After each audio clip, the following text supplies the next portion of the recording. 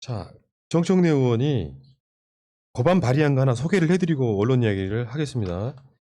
뭐냐면은 언론사 또는 ABC협회 검증기관이 고의적으로 전년도 발행 부수와 유가 부수를 조작해 신고 또는 검증한 행위가 명백하다고 판단되는 경우 이로 인해 선정된 정부 광고 등의 광고비의 3배를 넘지 않는 범위 내에서 손해배상을 명할 수 있도록 하는 조항. 요게 지금 이제 발의가 됐어요.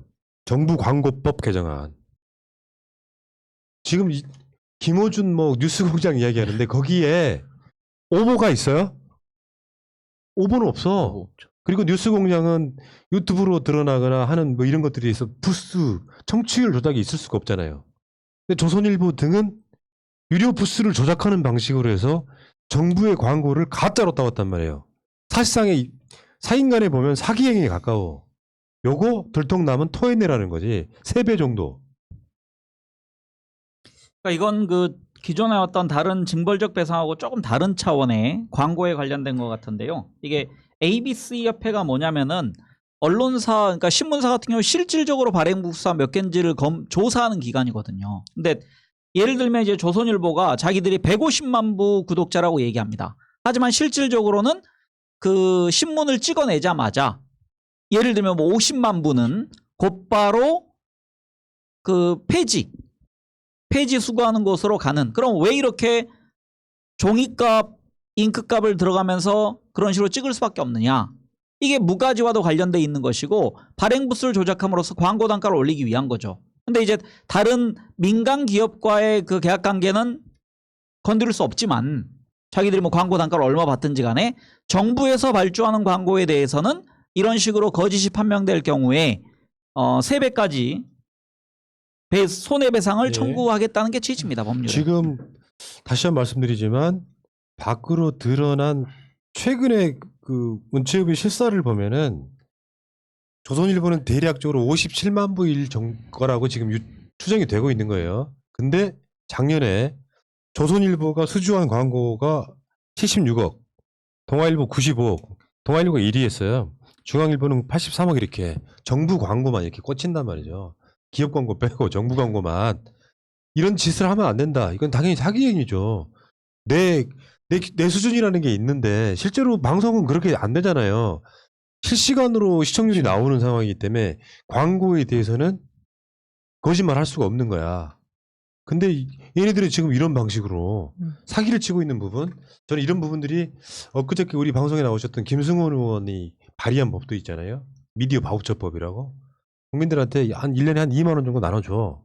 그거를 마음에 드는 언론사나 기사한테 후원하게 해주는 거예요. 좋네요. 그렇죠. 그런데 너무 기울어져 있으니까 저 막강한 저 세력들이 한테 말고 좋은 기사 쓰는 중소 언론사에도 후원하라 이런 이야기거든요.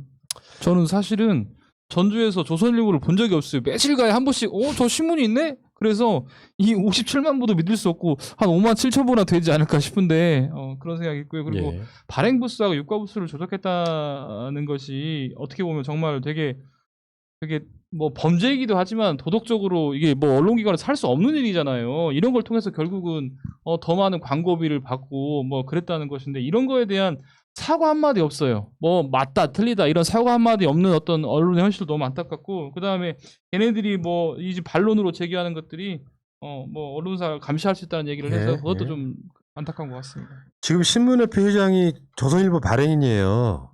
얘네들 지금 이런 법 발의되면 뭐라고 하는지 아세요? 언론 탄압이라 그래. 지들이 거짓말한 거. 아니 뉴스공장을 어떻게 TV조선이나 채널A 같은 거를 그대로 두면서 뉴스공장을 욕할 수가 있어요. 가짜 뉴스가 있는 것도 아니고 언론의 심층 보도 기능을 방송으로 낸다 그래서 그거를 비판하는 새끼들이 정신은 아닌 것 같은데 다시 한번 제가 되뇌어 드릴게요. 엊그저께 나왔던 한국 언론 자유지수 3년 연속 아시아 1위. 그 아시아 1위를 하기까지 과정이 박근혜 때 전 나락으로 빠졌다가 지금 문재인 정부 들어서 아시아 1위를 지금 3년 연속 하고 있는 거거든요. 국경 없는 기자회가 한국 언론 상황에 대해서 전 세계 41위밖에 못하는 이유를 설명했어요. 공영방송 사장에 대한 임명권. 그게 정권에 있다는 것이 이 언론 자유에 저해되는 부분이지 실제로 그게 만약에 뭐 선출하게 한다거나 이런 방식으로 바뀌면 대한민국 순위는 거의 20위권 안으로 들어갈 겁니다. 자, 근데 2대1 기사 보고 내가 깜짝 놀란 게 이런 거예요. 2대1가 여러분도 보셨을지 모르겠는데 화이자의 읍소해 5천만 회분 받아낸 일스가 점점점 문 대통령은 근데 이 기사 내용 보면요. 스가는 따냈고 문 대통령은 불확실하다예요. 내용이. 그러니까 다음 달에 문 대통령이 바이든을 만나면 불확실한데 스가는 바이든한테 말 잘해가지고 5천만 회분을 받아냈다는 거야. 근데 이 개새끼 진짜 열받네 또. 열받는 게 뭐냐면은 이게 다 구두 계약이에요. 구두계약. 대한민국도 지금 몇 회분 이렇게 들어오게 되어 있는 거 그건 다 계약서상으로 만들어진 거고 구두 계약을 인정하면 안 되지. 이런 부분에 있어서는 국가 간의 계약인데 일본이 구두 계약을 통해서 백신을 확보한 게 작년 7월 달이에요. 근데 그게 사실 화이자 등 모더나 등한테 완전히 그 이용당하다시피 해가지고 백신 접종률이 늦은 거예요. 얘네들이. 근데 바이든이 협조해 보도록 노력할게요. 이게 스가가 읍소해가지고 5천만 회분을 받아냈냐?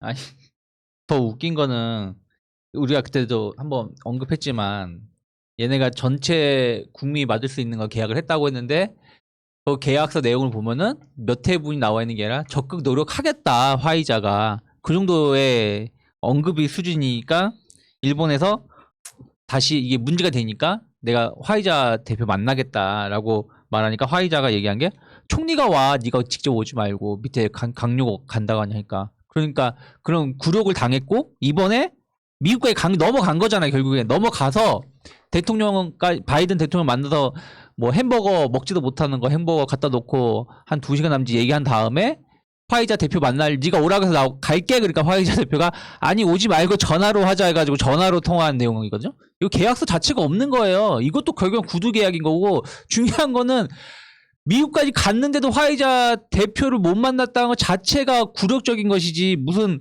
5천만 회분을 받아낸 것도 아닌 걸 가지고 그러니까 사실은 그 기사 내용을 보면은 스가가 발표한 일본 그 방미단이 발표한 내용과는 다르게 실제로는 구두 계약 정도로 지쳐서 그냥 노력하게 된 정도라고 설명을 해놓고 헤드라인 장사를 이렇게 해먹으면 되냐고.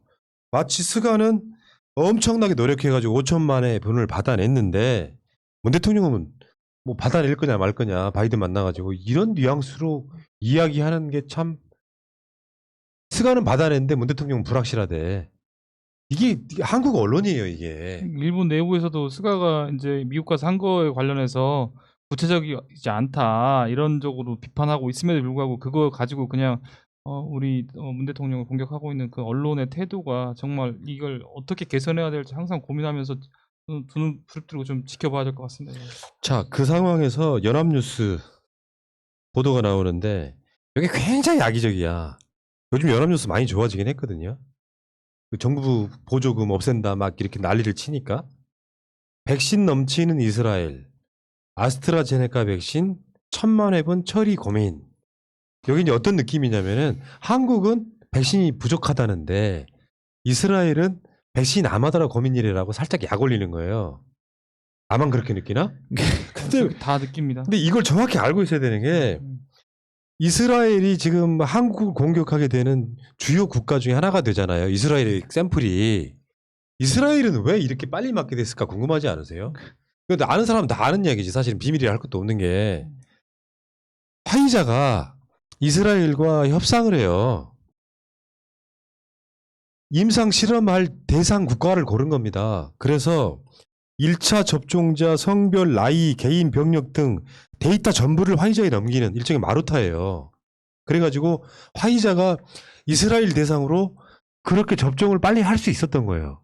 왜냐하면 그렇게 인구가 많지 않고 어떤 샘플을 받아내기 위해서 그걸 가져와서 이스라엘은 마스크 벗고 다니는데 그리고 지금 백신 만드는 나라라고 하는 게 우리가 지금 그 외에 언급되는 나라들이 있잖아요. 미국, 모더나, 화이자 만드는 나라고 다음에 영국은 아스트라제네카 만드는 나라잖아요. 그러니까 그런 나라들이 상당히 의미 있게 백신 접종을 했을 뿐이지 다른 나라들 예를 들면은 한국이 몇 위라고는 하지만 그게 7%든 4%든 5% 무슨 큰 의미가 있습니까? 나중에 집단 면역 형성이 어느 나라가 빨리 되느냐가 중요하지. 근데 이런 식으로 보도하면 안 된다고. 그러니까 간단히 정리하면 이스라엘은 두 가지죠. 첫 번째는 자기들이 테스트베드가 되겠다. 그러니까 국가적인 실험의 장으로 자기들이 한번 해보겠다라는 결단을 내린 것이고, 두 번째는 시중 가격보다 더 높은 고가 매입. 그럼 화이자 입장에선 당연히 대규모의 실험이 필요한 것이고, 그 다음에 비싸게 주겠다 그러니 산 것이고. 근데 이제 1천만 회분의 처리 고민 이 문제는 그 백신 유통기한이 유효기한이 6개월로 돼 있습니다.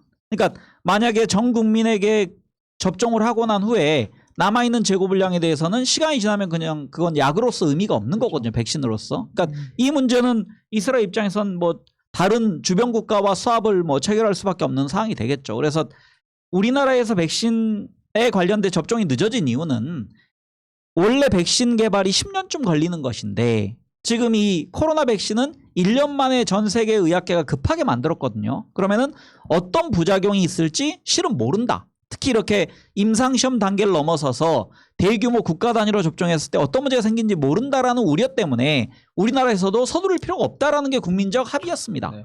그 방역 전문가들의 그 공통된 의견이었고 거기에 맞춰서 일정대로 하는데 다른 나라들이 그 뭐 커다란 사망사고 아주 빈번하는 그런 문제가 생기지 않는 채로 지금 접종이 진행되고 있는 거 보고서 이제 와서 그 호떡집에 불난 듯이 네, 맞습니다. 이렇게 다그치는 것은 몇 개월 전에 생각과 너무 달라지는 생각. 너무 사후적 판단에 의해서 지금 비판하고 있는 거라 생각합니다. 아니, 이게요. 그러니까 이런 부분이 있다고. 브라질이란 나라가 인구가 한 3억 정도 되려나? 정확히 모르겠어요. 3, 4억 정도 될 거예요.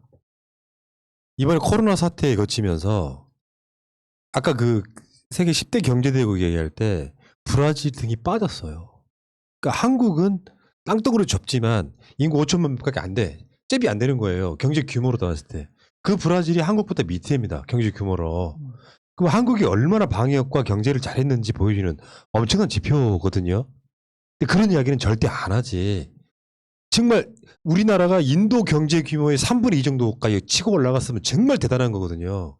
만약에 준비가 안 됐다면 한국의 경제는 더 쪼그라들어서 IMF보다 훨씬 더 못한 상황이었을 거예요. 근데 이런 이야기를 하지 않는 사람들이 백신은 이스라엘 넘친다는데 1,000만 명분이 남아 돈다는데 그거 고민한다는데 그런 기자 보도할 놈들이요. 그런 이야기를 같이 해줘야 지금 언론들 포탈이나 웬만한 그 보도 채널들이나 보면 그 이야기밖에 안 해요. 백신에 대한 이야기를. 한국이 백신 무능하다. 안철수 이야기 막 가져와가지고 때리는데 상황을 우리처럼 설명을 해줘야죠. 아니 지금 그리고 백신 문제가 근본적인 문제는 뭐냐면 미국과 일부 선진국 국가들이 백신 특허권을 자기들이 그 고집하는 거거든요. 그래서 미국의 그 버니 샌더스 같은 사람은 야 이런 세계적 위기 속에서 특허 풀자. 그래서 인도 같은 나라에 예를 들어서 지금 환자가 속출하고 사망자가 많아지고 있는데 인도 같은 경우가 과연 특허 때문에 자기들이 카피약이나 뭐 제네릭이라는 그런 약품을 백신을 생산하지 못하는 게 이게 무슨 실효적 이득이 있느냐. 그래서 제약사의 탐욕을 버려야 된다. 그런 주장을 하거든요. 예. 저는 그런 측면에서 이런 세계적 보건 위기 속에서는 저는 특허 일시적으로 풀어야 된다고 생각합니다. 문 대통령이 그렇게 알려지지 않은 뉴스인데 아시아 국가들끼리 공동체를 만들어가지고 백신 관련해서 이게 방역에 대해서 공동 대응하자라는 게 최근 한 번 더 그 주장을 했거든요. 세계적 지도자가 되려면 그 정도는 돼야죠. 우린 방역 잘하고 있으니까 일단은. 그럼 우리만 갖다 쓰겠다 하면 그게 국민들한테 좋을 것 같지만 우리나라만 방역 면역 체계가 만들어지면 우리 경제 좋아질 것 같으세요? 아니거든요. 그러니까 주변 국가들도 같이 잘 돼야 되는 거예요. 그게 지금 백신 외교에 있어서 가장 중요한 지점이라고. 그렇죠. 미국 같은 경우는 지금 여전히 80개국 이상의 국가를 못 가게끔 막아놓고 오지도 못하게 하는 곳인데 그럼 아무리 자기들이 청정구역이면 뭐 하겠습니까? 넘어오는 게 없는데. 예. 그리고 뭐 반대로 우리나라가 만약에 진짜로 백신이 남아도면 또 뭐라고 했을까요? 재정 낭비. 예. 제대로 뭐 그럴 수도 이렇게 있겠네. 썼을 거라 생각하고 있습니다. 자, 이야기 여기까지 하시고